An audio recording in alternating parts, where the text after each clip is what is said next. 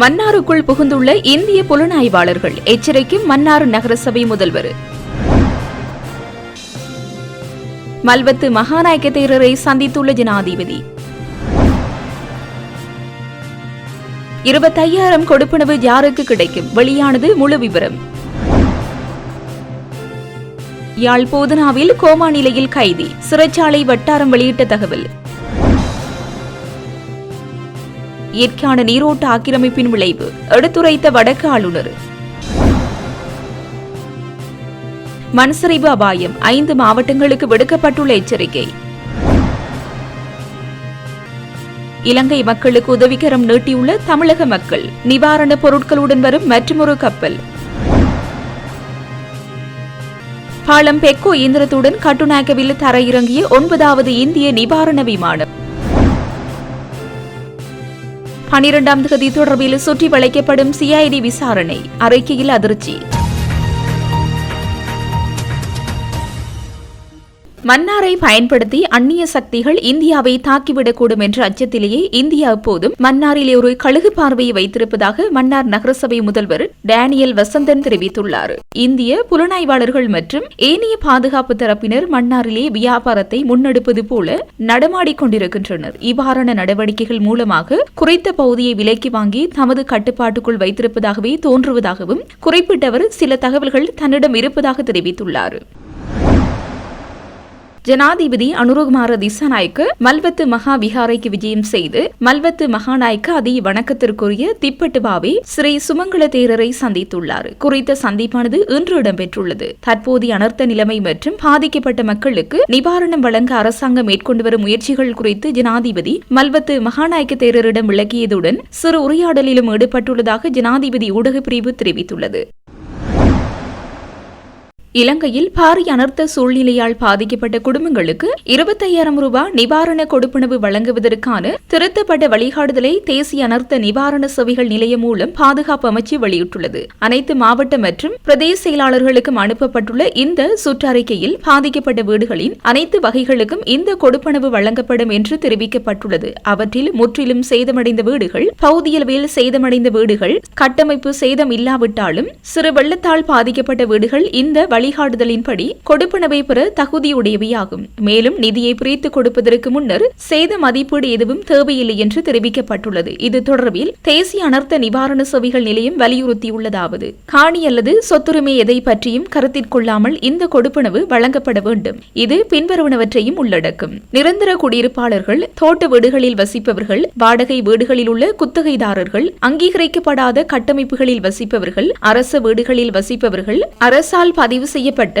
சிறுவர் இல்லங்கள், முதியோர் இல்லங்கள் மற்றும் மாற்றுத்திறனாளிகளுக்கான மையங்கள், ஒரே வீட்டு பிரிவில் பல குடும்பங்கள் அல்லது தனிநபர்கள் வசிக்கும் பட்சத்தில் 25,000 தொகையை அவர்களுக்கிடையே சமமாக பிரித்து கொடுக்க வேண்டும் என்று வழிகாட்டுதல் கூறுகின்றது. வாடகைக்கு விடப்பட்ட சொத்துக்களில் கொடுப்பனவு குத்தகைதாரருக்கு மட்டுமே வழங்கப்படும். பல குத்தகைதாரர்கள் இருந்தால் தொகையை சமமாக பிரித்து வழங்க வேண்டும். வீட்டின் உரிமையாளரும் குத்தகைதாரர்களும் ஒரே வீட்டில் வசிக்கும் பட்சத்தில் அந்த தொகையை அனைத்து தரப்பினருக்கும் இடையில் பிரித்து கொடுக்க வேண்டும். இந்த கொடுப்பனவு 2025 நவம்பர் 25 முதல் ஏற்பட்ட குறிப்பிட்ட அனர்த்தத்திற்கு மட்டுமே பொருந்தக்கூடிய ஒரு முறை கொடுப்பனவாகும். முழு தொகையையும் பாதிக்கப்பட்ட ஒவ்வொரு வீட்டுக்கும் ஒரே தவணையில் வழங்கப்பட வேண்டும். வீட்டு சேதங்களை மதிப்பிட்டு தேவையான ஏற்பாடுகளை உடனடியாக கோருமாறு மாவட்ட மற்றும் பிரதேச செயலாளர்களுக்கு உத்தரவிடப்பட்டுள்ளது. யாழ்ப்பாணம் சிறைச்சாலையில் விளக்கமறியல் கைதியொருவர் தாக்குதலுக்கு இலக்காகி கடந்த 25 நாட்களுக்கு மேலாக கோமா நிலையில் யாழ் போதனா வைத்தியசாலையில் சிகிச்சை பெற்று வருவதாக பாதிக்கப்பட்டவரின் சகோதரி ஊடக சந்திப்பொன்றை நடாத்தி குற்றம் சாட்டியிருந்தார். இந்நிலையில் குறித்த கைதி மீது தாக்குதல் நடத்தப்படவில்லை எனவும் கீழே விழுந்து தலையிலே காயப்பட்டதற்காக வைத்தியசாலையில் அனுமதிக்கப்பட்டதாக சிறைச்சாலை தகவல்கள் தெரிவிக்கின்றன. இதேவேளை பாதிக்கப்பட்ட தரப்பினர் குறித்த விடயத்தை இலங்கை மனித உரிமைகள் ஆணைக்குழுவின் கவனத்திற்கு கொண்டு சென்ற போதும் மனித உரிமைகள் ஆணைக்குழுவின் முதல்கட்ட விசாரணையின் போது யாழ்ப்பாண சிறைச்சாலை நிர்வாகம் அதனை மறுத்துள்ளது. குறித்த கைதி முல்லைத்தீவு நீதிமன்றத்திலிருந்து யாழ்ப்பாணம் சிறைச்சாலைக்கு கொண்டுவரப்படும் போதே உடல் சோர்வுற்று இருந்ததாகவும் இந்நிலையில் கீழே விழுந்ததாகவும் சிறைச்சாலை வைத்தியசாலையில் அனுமதிக்கப்பட்டு அங்கு வைத்தியர் சிகிச்சை அளித்து மேலதிக சிகிச்சைக்காக யாழ்ப்பாணம் போதனா வைத்தியசாலைக்கு மாற்றப்பட்டார். அங்கு ஒரு நாள் சிகிச்சைக்கு பின்னர் மீள சிறைச்சாலைக்கு கொண்டுவரப்பட்ட நிலையில் மீண்டும் உடல் இயலாமை ஏற்பட்டு யாழ்ப்பாணம் போதனா வைத்தியசாலையில் அனுமதிக்கப்பட்டுள்ளார் என சிறைச்சாலை வட்டாரம் தெரிவித்துள்ளது. தெரிவித்துள்ளது. இதேவேளை குறித்த சம்பவம் தொடர்பான விசாரணைகள் நடைபெற்று வருவதாக இலங்கை மனித உரிமைகள் ஆணைக்குழுவின் யாழ்ப்பாண பிராந்திய அலுவலக இணைப்பாளர் த கனகராஜ் தெரிவித்தார். இயற்கையான நீரோட்ட பாதைகள் தூர்ந்து போனதும் ஆக்கிரமிக்கப்பட்டதும் பராமரிப்பின்றி கிடப்பதுமே இன்றைய பல பேரிடர்களுக்கு மூல காரணமாகும் என வடக்கு மாகாண ஆளுநர் வேதநாயகன் சுட்டிக்காட்டியுள்ளார். இன்று இடம்பெற்ற விசேட நிகழ்வொன்றில் கருத்து தெரிவித்த போதே மேற்கண்ட விடயத்தை சுட்டிக்காட்டியுள்ளார்.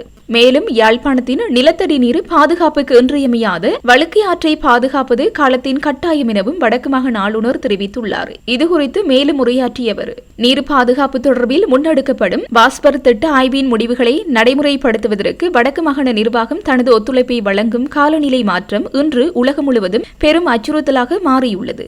அண்மைய காலங்களில் ஒரே மாதத்தில் கொட்டித்திருக்கும் மழை, அடுத்த மாதமே வாட்டி வதைக்கும் வறட்சி என நாம் இதுவரை கண்டிராத அனர்த்தங்களை சந்தித்து வருகின்றோம். இதனை இயற்கையின் கோபம் என்று கடந்து செல்வதை விட இயற்கையை நாம் கையாள தவறியதன் விளைவென்று புரிந்து கொள்வதே சிறந்தது. வழுக்கையாறு போன்று இயற்கையான நீரோட்ட பாதைகள் தூர்ந்து போனதும் ஆக்கிரமிக்கப்பட்டதும் பராமரிப்பின்றி கிடப்பதுமே இன்றைய பல பேரிடர்களுக்கு மூல காரணமாகும். யாழ் குடாநாடு ஒரு தீவு பகுதி. எமக்கு ஆறுகள் இல்லை என்று கருதப்பட்டாலும் மழை நீரை கடலுக்கு கொண்டு சேர்க்கும் அதேவேளை நிலத்தடி நீரை செறிவூட்டும் வழுக்கையாறு போன்ற இயற்கையான வடிகால்கள் எமக்கு உண்டு என தெரிவித்துள்ளார்.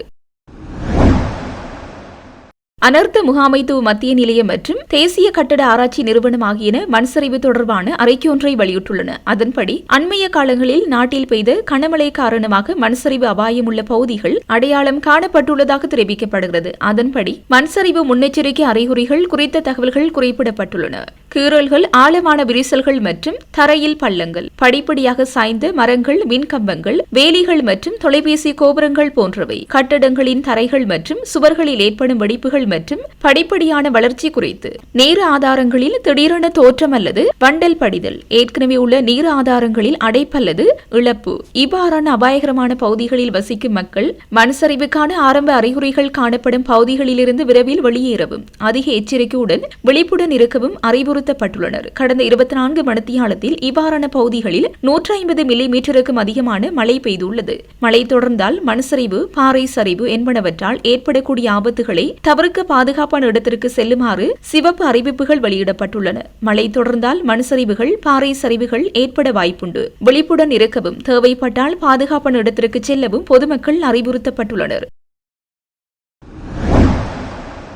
நிபா புயல் தாக்கத்தினால் பாரிய இழப்புகளை எதிர்நோக்கியுள்ள இலங்கை மக்களுக்காக தமிழ்நாடு அரசாங்கமும் நிவாரண உதவிகளை அனுப்பி வைத்துள்ளது. 950 டன் நிவாரணப் பொருட்கள் இவ்வாறு தமிழ்நாடு மக்கள் சார்பாக இலங்கைக்கு அனுப்பி வைக்கப்பட்டுள்ளதாக தெரிவிக்கப்பட்டுள்ளது. குறித்த நிவாரணப் பொருட்களை தாங்கி வரும் கப்பலை தமிழக முதலமைச்சர் மு.க. ஸ்டாலின் சென்னை துறைமுகத்திலிருந்து இன்று கொடியசைத்து அனுப்பி வைத்துள்ளார். சென்னையிலிருந்து அனுப்பி வைக்கப்பட்ட நிவாரணப் பொருட்களில் 10,000 போர்வை, 10,000 துண்டு, 10,000 வேஷ்டி, 5,000 சேலை, 1000 தார்பாலின் ஆகியவையும் 650 பருப்பு, சர்க்கரை, பால்மா பொதிகள் ஆகியவையும் இடம்பெற்றுள்ளன. தூத்துக்குடியிலிருந்து 300 டன் பருப்பு மற்றும் சர்க்கரை ஆகியவை அனுப்பப்படுகிறது. புயலால் பாதிக்கப்பட்டுள்ள இலங்கை மக்களுக்கு தமிழக அரசு சார்பில் மொத்தம் 950 மெட்ரிக் டன் நிவாரணப் பொருட்கள் அனுப்பி வைக்கப்பட்டுள்ளது. இதேவேளை இந்தியா பல உதவிகளை செய்துள்ளதை போன்று ஏனைய நாடுகளும் இலங்கைக்கு உதவிக்கரம் நீட்டியுள்ளமை குறிப்பிடத்தக்கது.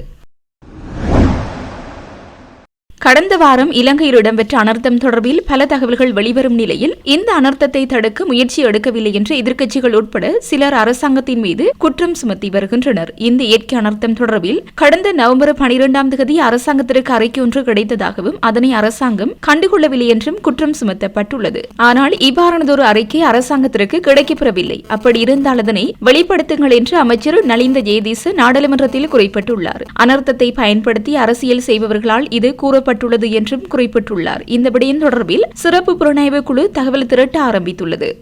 தொடர்ந்தும் செய்திகளை அறிந்து கொள்ள ஜெஃப்னா புடியன் யூடியூப் தளத்தோடு இணைந்திருங்கள். நன்றி, வணக்கம்.